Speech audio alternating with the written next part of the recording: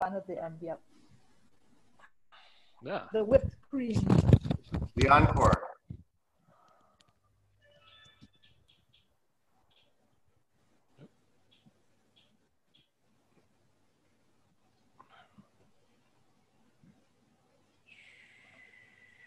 שמה. איזה איילה זאת שמה? אני רואה את איילה, איילה? איילה, איילה. יא אללה, בואינה, מה זה? הוצאתם את כולם מהנפתלים, מה זה? אם היה שעתיים יש עוד, אבל... אלה מטבעת איתי עכשיו פעמיים 3 בשבוע בחול, אני עובדת פה קשה. מה, היא ממש חזרה לעניינים? כל הכבוד, וואו. לא, לא. יש פה עוד אנשים בפאנל אלה שלא מטבעים פעמיים 3 בשבוע, תהי בטוחה. כן, בסדר, זו תקופה מוגבלת. כמו אמיר. את תקבלי הערכת חוזה, אל תדאגי. יעל, תגידי, את מניחה את הסלקל עם ה... איך קוראים לה? מעיין? עם מי? עם שקד? עם שקד, שקד. את מניחה אותה על עמודי טיבוע בבוקר? לא, היא מתרוצצת כבר ברשתות. כן? וואו. 10 חודשים, די, כבר מזמן עשינו קורס טיבוע. אני הייתי מניח את יואב עם הסלקל, הייתי תולה אותו ככה על טיבוע, ככה הוא היה ככה בבוקר, ואז הייתי גומר לו את הטיפורים, הוא היה מונח ככה על הצד. Okay, hey everyone, they're all yapping away, but welcome and welcome. Thank you very much for joining us tonight on I understand, despite your independence, that it might be Labor Day weekend for many of you. So thank you for joining us on the holiday weekend. We're really delighted to be with you all the way from extremely hot Israel. But I'm not going to say anything about that. But what I am going to do is I am going to hand over to Jay to welcome you all to tonight's presentation. And I am going to make myself very, very scarce. So have fun, everyone. Enjoy. It's going to be great.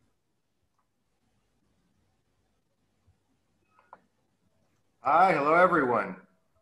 Welcome to our continuing webinar series here at the Society for the Protection of Nature in Israel, coming to you live from, I'm in Tel Aviv. I assume many others are in Jerusalem and in various places perhaps around the country tonight. We have a really interesting event tonight. I'm not going to say too much about it. I'll just introduce Amir Balaban, who in many espionage circles needs no introduction. Amir is one of the founders of the Neely and David Jerusalem Bird Observatory. He's the director of urban nature, all our urban nature projects at SPNI, and involved with the Gazelle Valley Park and with so many, many projects nationally and internationally. He's a TV and media personality here as a naturalist in Israel. And before I turn it over to him, I just want to welcome everybody from many, many places. I see people are still coming on. Thrilled to have you here as always. Want to remind you that we have activities and offices and important things going on in our affiliates in New York and in Toronto and London, other places around the world.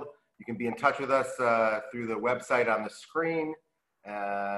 Really, and this is, I believe, the 20th webinar we've been doing since the beginning of the COVID, and we all discovered Zoom and the ability to be in touch with each other and see different places and have group experiences virtually.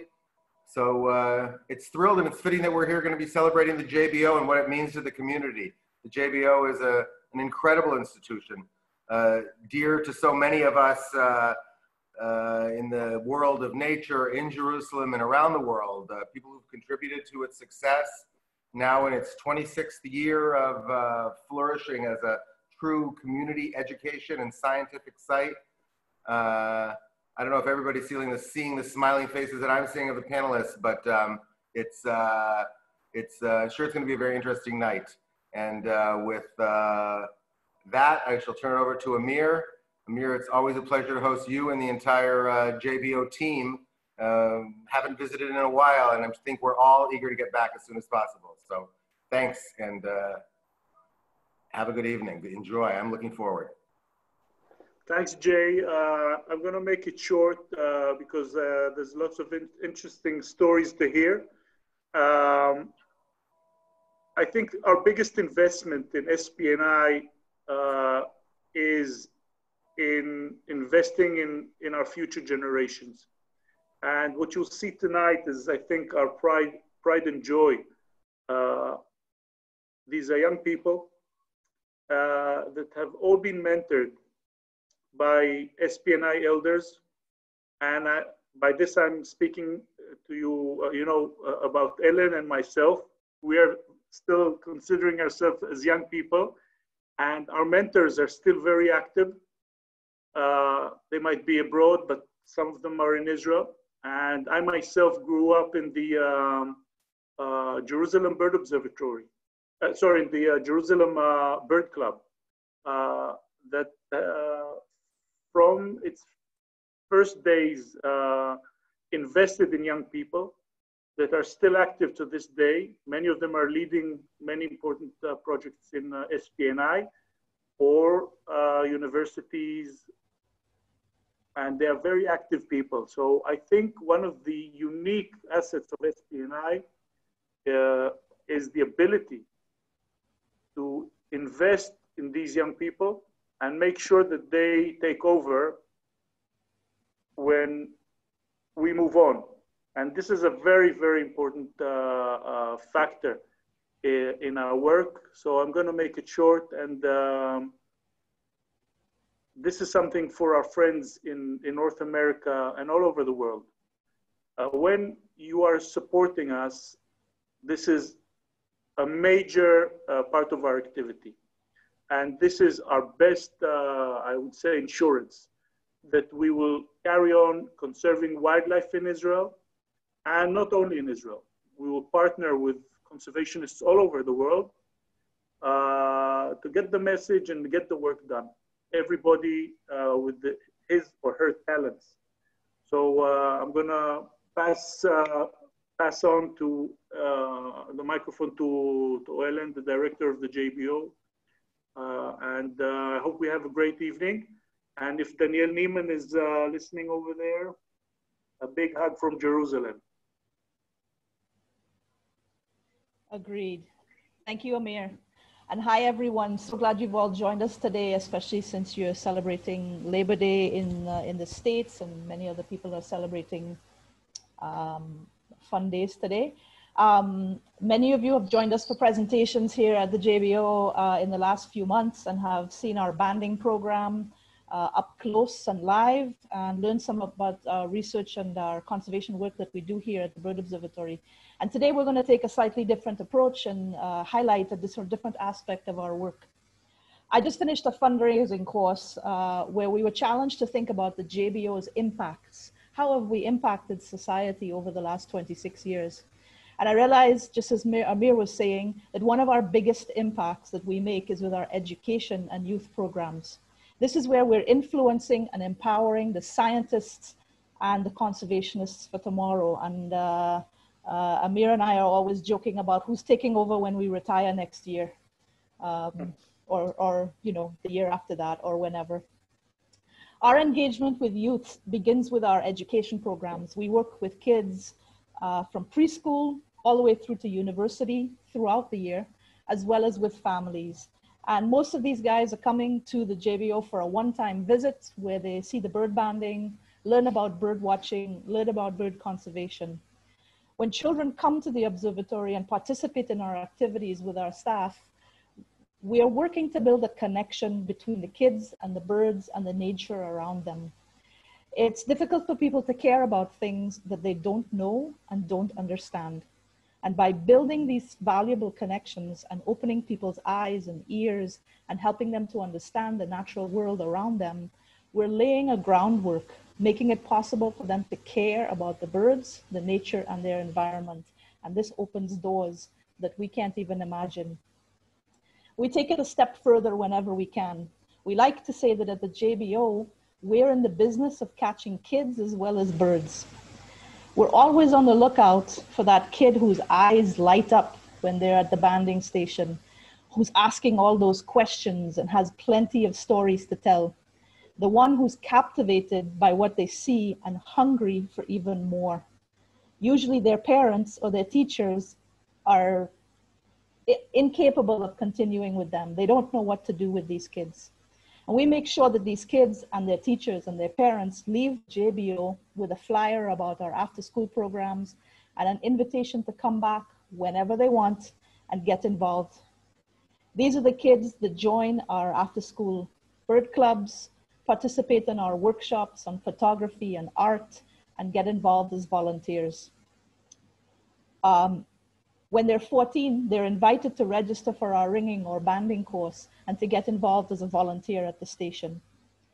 Hundreds of kids have passed through our bird clubs and workshops in the last 26 years, and we see them today making their mark on Israeli society as teachers, as lawyers, as artists, as photographers, as scientists, and as birders. If I look at the banding staff today at the JBO, most of them are graduates of our youth program. And I'm just going to start sharing a screen here.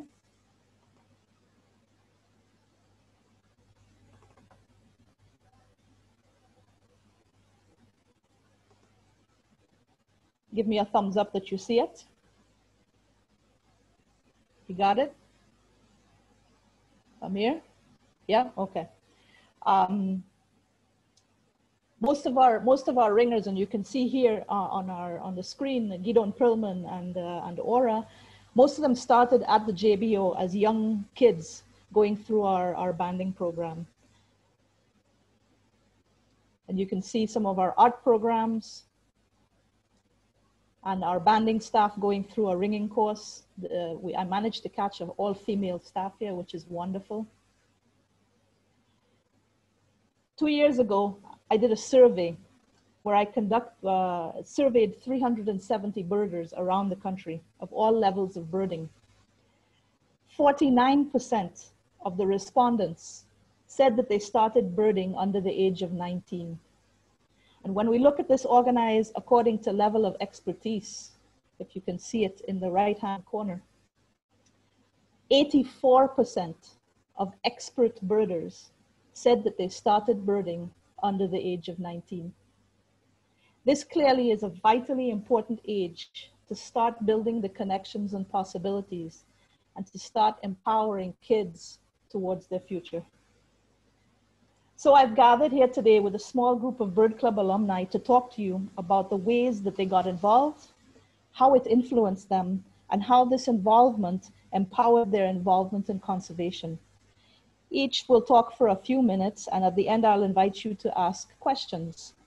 So the first person I'd like to introduce is Yael Leonard. Yael and her brother have been involved in the JBO ever since they were knee-high to a grasshopper.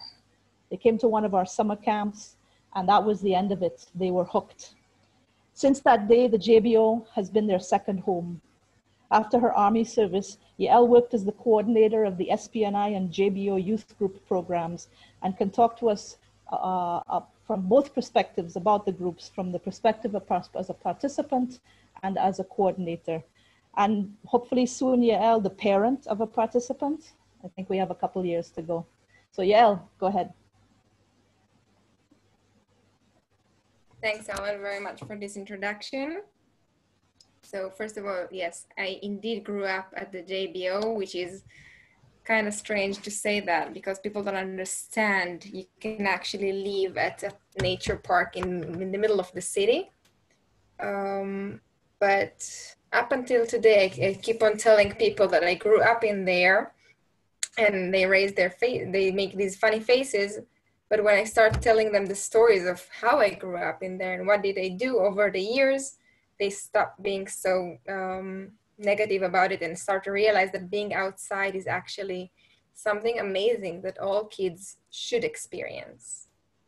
And so from now on, I'll try to share with you my screen so I can show you some nice pictures from the last few years. Yep, sorry for that. So after many years of volunteering at the JBO, I also started working at the JBO soon after my Army service. I used to work at Eilat, hear soon more about Eilat from Iris, but when I stopped being there and I went to study in the university and I wanted to study biology, I felt like I must do also something with education so I can keep on with this very long lineage of birders, being not only students, but also future guides of others at the JBO. And so I found myself running the project of the youth birding clubs for the past 5 years. After probably something like 47 years of birding clubs running in Jerusalem. So it's been a very old success story that I would like to share with you tonight. But the story starts really, really long ago. We cannot imagine today going and hiking for a vacation in Sinai. But back in the 70s, that's what they did in the birding clubs.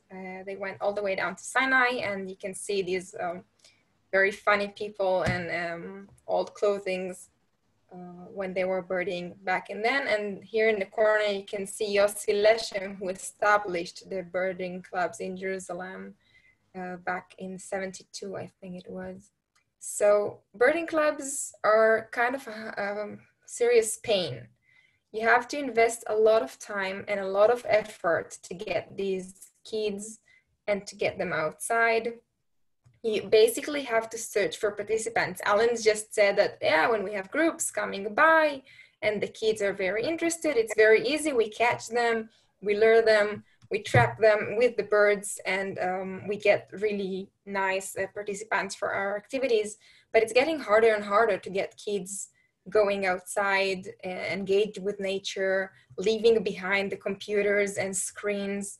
And it's only getting harder nowadays.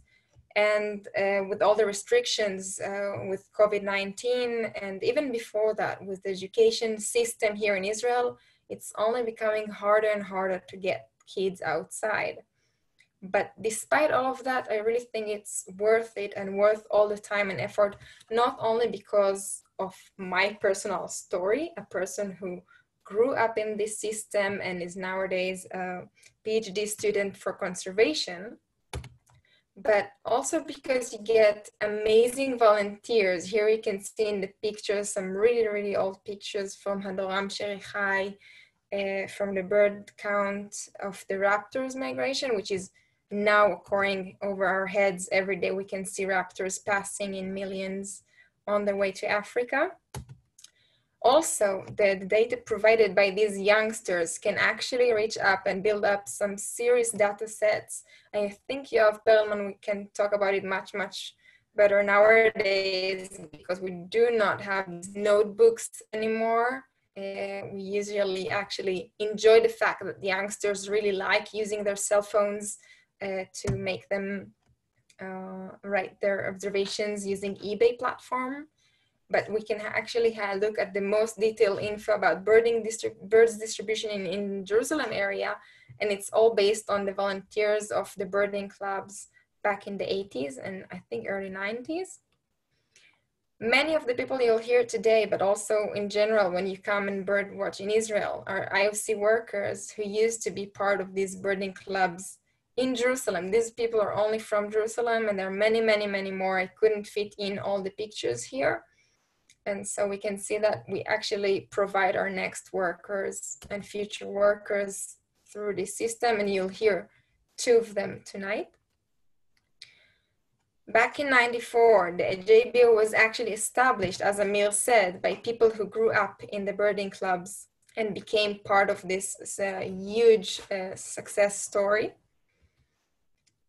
And back in 2014, I got a phone call when I was sitting in Eilat, down birding watching, eating, enjoying, and resting. Iris will talk about it soon, I hope. And Gideon Perlman was on the line telling me, El, I heard you're coming to study in Jerusalem biology, but you should definitely invest some of your time in education and raising our new generation of bird watchers in Israel. And so when I wanted to start, the survey that Alan just showed you didn't exist, and we weren't sure at what age we should focus on. And so we asked people, back then there was almost no Facebook activity. We asked people, why did they start bird watching and when was it, at what age? And so I saw earlier on the chat here that some of you already answered this question and that some of you are birding for many years. And we found that most serious birders and most of the guys that are guiding nowadays actually started at very, very young ages. And although we thought we should do youth birding clubs, we decided we'll go all the way from second class and up. So we are looking for very, very young kids. This is the time to catch them. This is our chance to get them really engaged and involved in nature and conservation. And that a very important part in their process in becoming birders was the fact that there was a role model in their past. Most of the people that are birding today mentioned that they started when they were kids, and it was because of this person who was willing to answer the questions, to focus on their interests, and to accompany them all the way down to the field. So we definitely need to see people. And when we're talking about seeing people, it means that when a kid comes and then comes again a week later or a year later or 5 years later, they can see the same faces. Not only of the birds, here we can see a golden oriole at the JBO, Amir Balaban is holding a golden oriole, and here, quite some years later, we can see him again guiding a new bunch of kids over and over again. And this is a very, very important part. By the way, the kids in the left picture from 2013 are me and my brother. Both are still working in conservation and bird watching. So it works. What do we need to do to get the kids? We need definitely to keep in touch with them all the way, to see them once a week, twice a week, 3 times a week is the best. But even if we get them twice a month, it's amazing, and they grow up and they become part of our community. Also, another very important issue is to get the kids out to the field, not only at the middle of the city, but also getting them outside with our buses. And this is something we frequently do. Take the kids. We used to do that with a bus. Nowadays, it's more of a capsule option that they can come with one parent, one kid, private cars, and we keep these groups for a limited amount of participants. But the most important result is that the kids are going out, they're leaving, and they're going and birding at least once a month. With the teenagers, it's even more successful nowadays. We can see them going up in groups of about 15 to 17 teenagers for a 2 days walk out in the natures. It sounds maybe trivial to many of you, but it's not longer so. Most youngsters do not do these things anymore. They don't go hiking, they don't go birding, and we cannot expect them to be involved in conservation or future in science, art, or whatever it is, if they're not familiar with their habitats and their birds. So this is something we really put a lot of stress into and a lot of effort. And unfortunately, it's not so easy anymore. So we definitely see that there are amazing results coming out from these expeditions and tours. And these kids stay with us for many, many years afterwards. Another important part that we get from these activities is that these kids are later on our ambassadors in the community. They are involved in outreach and publicity, such as writing our website articles, Facebook updates, and even participate in TV, radio, and newspaper shows. And we can see that these kids are actually very, very successful at engaging younger and other young kids in our activities. So I think this is a really key point to have these kids. Although we have to put a lot of effort in taking them out into the field, we get a lot from doing that. And clearly our next guides, we have a very successful guiding course two of these participants you'll hear tonight. And so we don't need to teach these kids a lot of birding. We have to teach them how to be our next staff members. Another little short point about voluntary activities is that they actually participate in bird ringing and in conservation campaigns and help us to protect nature and actually do our work. They don't only learn about it, they are actually becoming an essential part of our work, and they'll definitely replace us, or I'll definitely replace Amir and Alen one day up there. And so their participant, they get the chance to involve in our events and represent us really nicely. This is a picture from the IBOC, the International Bird Observatories Conference, which two of the volunteers you'll hear tonight, Nitai and Iris. Two others are doing a lot of hard work for us. And basically it's a one big family tree. We can see that from the 70s, the ones that were participants in the birding clubs became the guides of the next generation clubs, became the guides of the next generation clubs, and so forth. And we can see that it is actually one big family that we're running here. It may sound like an educational project or program, but we're building our family of birders here in Israel. And hopefully soon we will see Iris and Itai being the next line of this family tree. So I'd like to thank you all for listening. I would like to thank you all for being interested in our activities. And I really hope to see you one day or another here in Israel when better times allows us to travel a little more again. But up until then, see you on Zoom. And I'll pass on to our next speaker, who is a very, very good friend and a coworker. We used to run a lot of educational projects at the field, and Ela Rimon is now in charge of the educational program, afternoon activities of a whole village, and she'll talk to us about the importance of education and outdoors activities for these next generations as she sees it here in the geographical periphery. Ayla, would you like to say something? Yes, thank you, El. I'll try and make it quick, and I'll start by sharing my screen.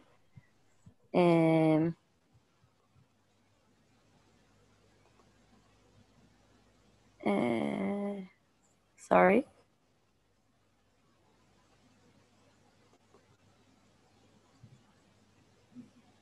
It's taking me a few moments, and I apologize for this. And we did do a trial before. Ellen, you want maybe skip and go back to me?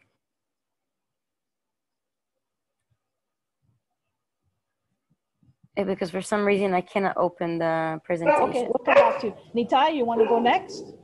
Thank you. Yeah, sure, I can. So let me just introduce Nitai. Nitai was a member of the countrywide youth birders that EL organized with kids from around the country. And his claim to fame, or many people know him because he put together a team of Israeli youth last year that won the Champions of the Flyway birding race, surprising everyone by winning the race against top birders from around the world. It was the first time a youth group had won the race, although I think it might not be the last, right, Nitai? Ready to do it again? Hello? Okay. So wait, I will share the presentation. Wait a second. Okay, let's see our present.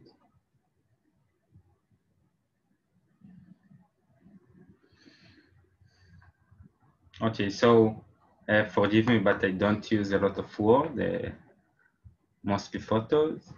So this is from one of my favorite trips with the Youth Building Club to Almona Hula. So here I pointed to the beacon in the other side.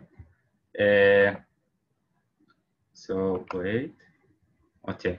So I started building in 2012, but I started with the Cloud Building Club in, as you see, is in 2015 with the trip to Maadan Michael and the Carmel. So this is tiny me in the middle.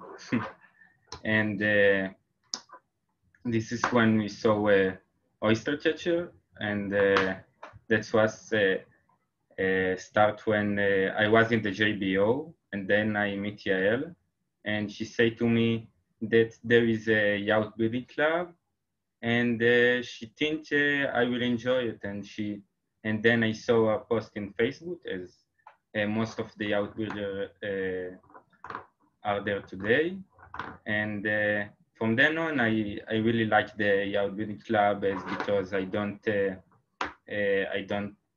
when I was young, I don't drive in the Saturday, and it was a problem with the other building club of Leo Kislev, and we have a bus and stuff. So, and I meet a lot of friends there, and wait, and this is from the lot of trip. Almost all of them are just from other trip, like things like we have here, like 9 photos, and every one of them is from other trip. And I really like the building yacht club, because the yacht building club, because I meet a lot of friends of me that I still like them today, and like as you see this, and I meet a lot of people, and like if you see here, so Adoram, this was a great moment, and also this is from our last building club trip that I really enjoy in the Hermon, and also this, and in the building yacht club, it's not was just building. We had also in the summer, because there is not much builds in the summer, we go to Tel Aviv to see all the to the nature museum, and we learn about taxonomy and feeders from Yuval Dazes and Daniel Bertovich, as you see here, and also we had a lot of like we learn taxonomy from Daniel Bertovich. That is this is the who in charge of the birds collection in the nature museum, and I really enjoy all the stuff. This is the same photo as Yael used, and I want to tell you also what the Yacht Building Club made me do. So this is from my first champion of the flyweight. This is my dad, the manager of Ramat Negev Building Center, and this was my first group in 2016. That was happened because Yael connected me with all the people there, and that's what happened last year.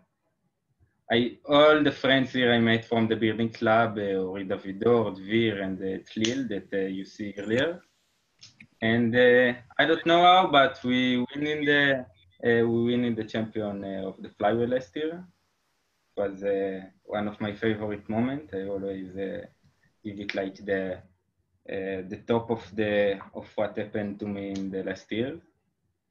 And all of this happened because I meet all of them on the Yacht Building Club. I never, like, all the photo you see earlier and all the people that was there, I meet them in the Yacht Building Club.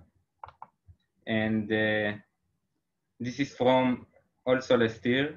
that I volunteer in Admona Chula, as you see here with, this is in the Chatal Admona Chula, and on the last Sweetwater before the Corona, and I really enjoy, and it's also happened because the donation of the building club, that that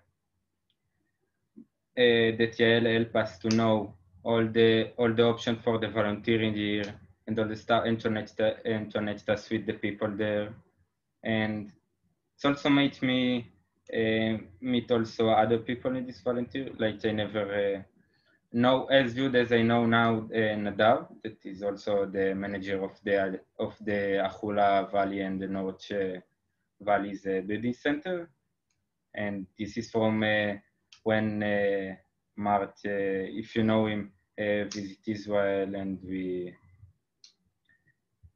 and also from May, I also volunteer in the Khaybar Carmel, because what the building club made me do is to know that how really I'm important to the conversation of the birds in Israel, and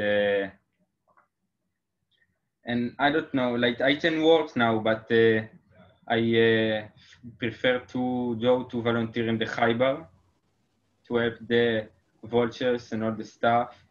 I don't have photos of me working, but I had a photo of the liner. And other stuff I did this year and was first to start a blog on the building side. Sorry if it's in Hebrew, it's full volume.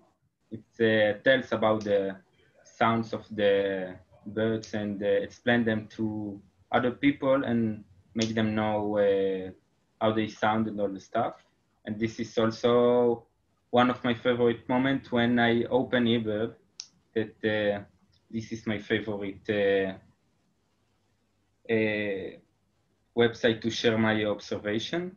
And I open it one day, and that to see my photo of a sooty falcon just cover the front page on the eBird, it was really exciting. And that's all, and thank you for listening, and especially thanks to Alen, Yael, and the JBO, and also to BirdLife Israel and the SPNI. Thank you so much, Nitai. It's been great to be part of your journey. We look forward to seeing where you go next. Ella, are you ready to go? I think I am. And so we're going to ask the rest of the people to try to keep it short, since we're running out of time. But let's hear what you have to say. Sure. So my idea is pretty short. I don't know if this is... so I think nature can be an educational strength of the geographical periphery. And this idea combines natural, economical, and educational aspects. Before I'll give the theoretical background, I'll tell you a little bit about myself, because I think this idea in many ways describes my life course and how an angry teenage girl turned into a happy older birder. So my story starts when I was 19. I really did not like school at all. I left to South Africa, and looking just to pass the time, I started volunteering in a wildlife rescue shelter, and I completely fell in love after half an hour. And I said, this is amazing. I should get a degree in this, but wait, I really hate school. I should try this again. And so I continued to Costa Rica, where I got to work with different animals, including 2 baby pumas. And if I was in love before, now I was in heaven. And I was convinced, yes, I should go back to Israel and I should begin my studies in biology. And what do I do in Israel? Birding.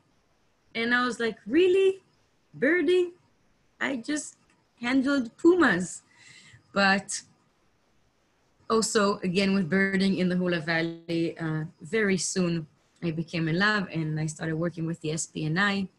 on various projects, also with Nadav, which you may recognize from the last presentation.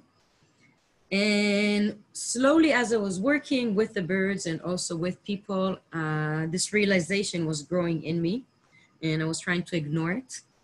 And this realization continued to grow when I was working also in the south in Khateva, helping establish the new birding, and especially the guidance center there.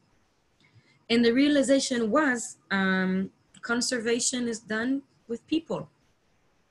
And this is what you're seeing, a picture from this summer. I am now the coordinator of all educational work on the kibbutz where I live.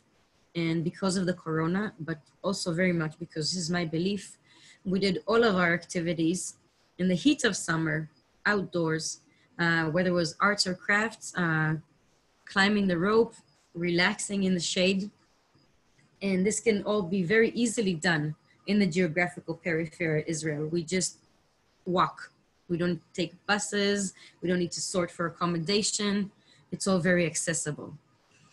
And so this brings us back to the idea of nature as the educational strength of the geographical periphery. And I'll start with the negative. The negative. So most natural areas in Israel are in the geographical periphery. Most peripheral areas rate low on socioeconomical scales. Put it simply, they don't have much money. And because of that, careless development by regional councils struggling financially is one of the most serious threats to Israel's most valuable open spaces, the ones in the north and the south. And so education in the periphery, not surprisingly, is also rated low. And now if I depressed you enough, let's turn on to the positive. The positive, open spaces are excellent learning environments. And there's plenty background in the works of Tim Robinson and aesthetical learning, but you can also look at the simple fact that no Adderall is needed, or Ritalin, as we call it in Israel.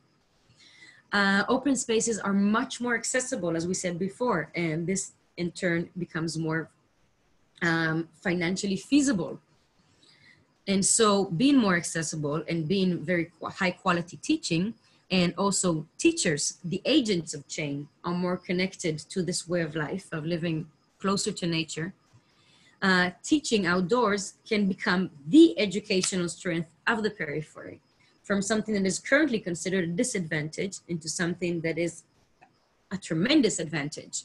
And most importantly, making nature the educational strength of the periphery will give it an additional layer of value. It's not only the natural resources, the aesthetical resources, it's also the educational resources that the natural areas are giving us. And by giving a new layer to natural open spaces, we'll give it better protection from careless development by regional councils, because now considering their limited resources, they will protect more what is giving them more population, higher quality of education. And so this brings us to the birding club, or to actually many other examples given here, but the SPNI's birding clubs is an excellent example of how it can be done. That was it. Hope it was fast enough. Thank you, Alen. Thank you, Ella. I like what you say about teachers being the instruments of change. And I like to think that we are as well through our bird clubs. Let's invite Iris. Iris was one of our long-term bird club members. She has her banding license, C banding license from the Jerusalem Bird Observatory. And she's left Jerusalem this year. Having graduated, she's spending a year doing national service at the Alat Bird Sanctuary. So we miss her, but we're happy to see her online. Iris, take it away. Thank you, Alen. As Alen said, I indeed grew up in the JBO. The kid with the shining eyes. I'm a classic example for this kid. As I came to the JBO after some years, when I decided I volunteer there no matter what. I took my friend with me. We got there in the summer of 2013. And on that day, by accident, we met Yael. And Yael hooked us up, and we got, somehow I got into the birding club. And I was 2 years. 1 year, the club was led by Yael. The other year, it was led by Tzur. After it, school got too tough, unfortunately. And yeah, I grew there in the JBO. Now I decided to keep the birding activity and the conservation activity with a service year. I migrated south to Eilat, and now I am doing here a service year with Noam Weiss. He's also one of the people who grew up in the Jerusalem youth clubs, birding youth clubs. And apart from working with birds, another important thing that I learned is the conservation of nature that is not always connected to birds. Identifying birds in the field is not the same as knowing how to save the bird from plastic bags in the sea in the far, far end of the world. It's two different things, and it's important to connect the two. And the birding clubs and the JBO taught me and then a lot of other kids and now adults. They taught us the difference and the importance of both things. And it's also very filling to know that you do an important work, and I enjoy it very much. I hope to continue working in the conservation of nature and birding in particular. Thank you.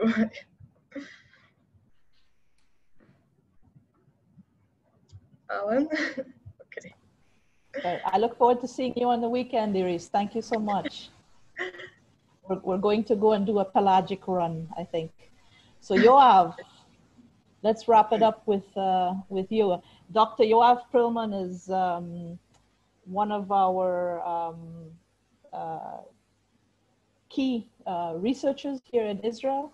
He's been involved with the JBO from its inception and was involved in the Bird Club in Jerusalem long before the JBO took flight, and is the brother of Dr. Gideon Perlman, who is the other co-director, founding co-director of the JBO. Yoav, take it away. Okay, I have to speed through my presentation. So thanks for the introduction. I'll quickly share my screen. Okay, thumbs up for screen sharing. Okay. All right. So as just put it on the big format.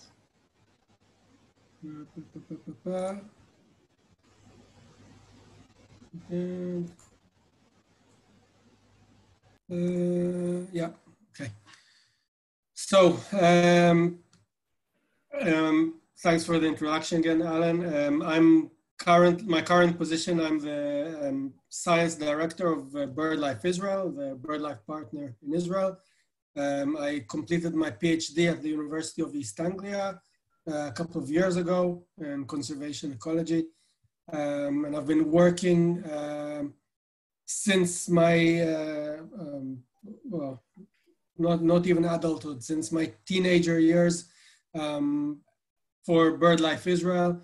And I'll quickly go through my journey, but not to talk about myself, but to try and inspire. I don't know if there are any kids in the audience here, but I'm sure there are parents and grandparents that can support kids. So I'll try to single out a few important people that took part in my development. I'll try to talk about that. So I grew up in Jerusalem in the 1980s. And back then, Jerusalem was sort of semi-wild. This is very close to where I grew up. And Jerusalem was much, much, much smaller than it is today, with significant wildlife and fantastic habitats just on the outskirts of the city or even inside the city. So maybe this dry, barren slope doesn't look much, but there were still back then long-billed pipits and black-eared wheatears and Kretschmar's buntings breeding on these slopes. And as a young kid, I just used to walk out and explore those hills near my house and learn about birds and general wildlife. So this is me as a young kid. I started when I was more or less 8 or 9 years old. I started birding. I must say that the first support I got for this was from my parents. Both my parents were very important in my early years development. Their main role was drivers. They used to drive me everywhere, to Eilat and to Mount Hermon and to this smelly sewage pond and to that horrible rubbish dump.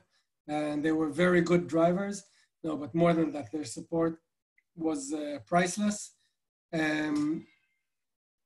As Alen mentioned before, my elder brother, Gidon, he started birding a couple of years before me, and I joined him at the Youth Bird Club in Jerusalem. Also he contributed hugely to my early years as a birder and as a professional as well. He was always a few steps ahead of me in his development, and he really inspired me, but also he really welcomed me. So I was very lucky to have such an important role model in-house, in my family. And we did a lot of stuff together, a lot of birding together. And incredibly, we still work together, which is quite fantastic. This is us walking again on the outskirts of Jerusalem, how wild it looked like back then. And I want to give big thumbs up to my mentors. Mentors are extremely important. They could be adults, they could be young adults, they could be even teenagers. But my mentors at the Youth Bird Club, they really shaped my professional direction. On the right-hand side, you can see Amir. Amir, he was one of my first guides when he was just in his early 20s, and I was a young kid. And he was extremely important, not only about the birding skills that I acquired from him, but also in general, how to behave outdoors, to feel comfortable in the outdoors, to know more about general wildlife, and to be more inquisitive and more open. And a few others as well had very, very important influence in my development. Rami Mizrahi on the left, Adi Gans, and a few others that were very, very important. So a strong, solid mentor is super, super important. I call out to all the kids, find yourself a good mentor and try to learn, try to suck up as much as you can from their experience and their knowledge. But also I'm talking to all the adults here. If you have the ability to inspire young kids, think about your first steps and try to do your best. Birding buddies are also extremely important. Nitai talked about it, Iris talked about it. It's super, super important. On the right-hand side is Yuval Dax. He's 1 year older than me. We grew up basically together. We went birding. We went to the same school together, and we went birding together twice a day before school and after school. And we are still colleagues and very good friends.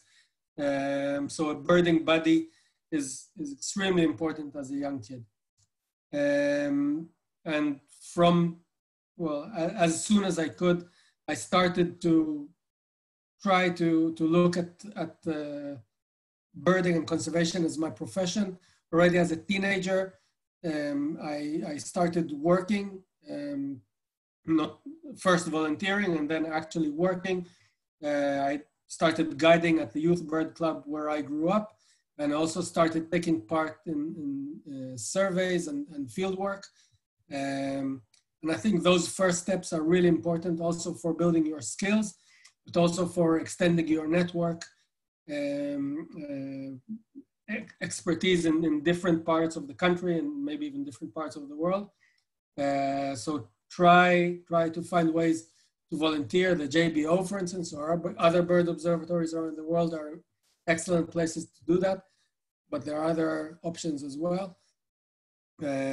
So I think start early and try to be as professional as possible from early days. And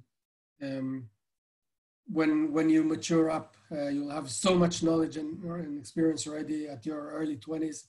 It will be a huge boost to your career. That's it. Thanks for listening. And again, thank you to all the fantastic mentors who are so important in my development. And many of them are still very good friends and colleagues. So thank you.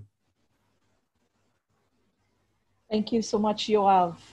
I wish we had another hour and that we can introduce you to, another dozen of our graduates and people who are doing great things around Israel. Sadly, some of them did not want to participate because they felt their English was not solid enough to talk to you all. But they're here with us in spirit, and maybe we can get them aboard for another panel one day in the future. We don't have a lot of time left for questions. I think we answered a lot of them through the chat. But please feel free, if you have questions, to send it to us. And we will try to get you answers as much as we can. And you can follow us on our Facebook page, the Jerusalem Bird Observatory, or the Society for the Protection of Nature in Israel, and ask questions on the conversation following the live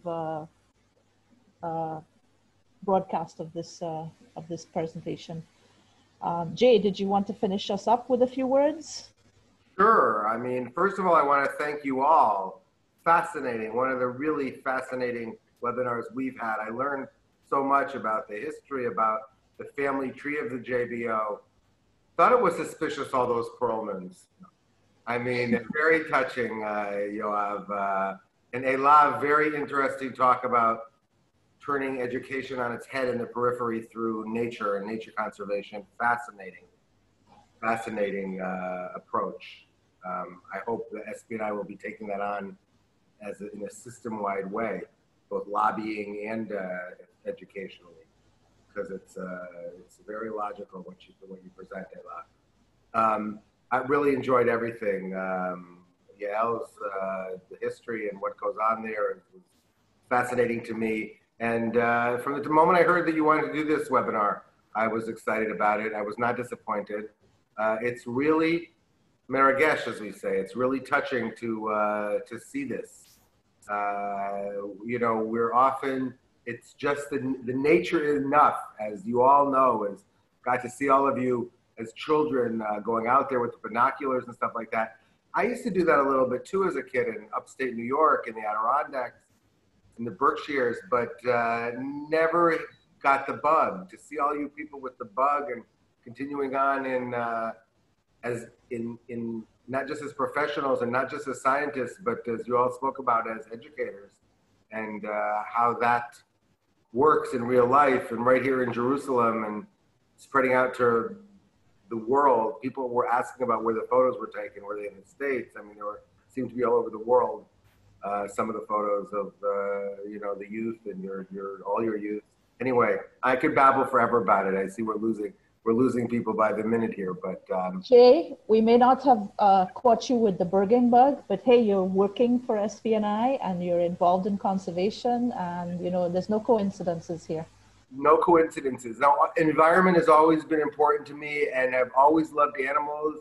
And really, only in, you know, my last stint in SPNI have I really understood the fundamental point that you know, it's all about nature conservation. That's where everything starts. Obviously, that's where our protection and mitigation of climate change starts, and that's where we become a safer globe in the era of coronaviruses, and it's where where education in the periphery will start. So thank you. Thank you, Jay, and thank you to all the panelists for taking part today, and for everybody who joined us from all over the world. We look forward to seeing you in the next webinar, and Jay will be sending out invitations for that shortly. And if we don't see you, what's that, Jay? Lawrence will. Lawrence will. And if we don't see you all, we wish you all a happy and healthy Rosh Hashanah and a healthy and bird-filled New Year. And we hope to see you in Jerusalem as soon as you can get here. Thank you and good night. Chag Sameach, Shavua Thank you, Tov. Ellen. Shana Thank you, Tova. everyone. Thank you, Amir. Shana Tova.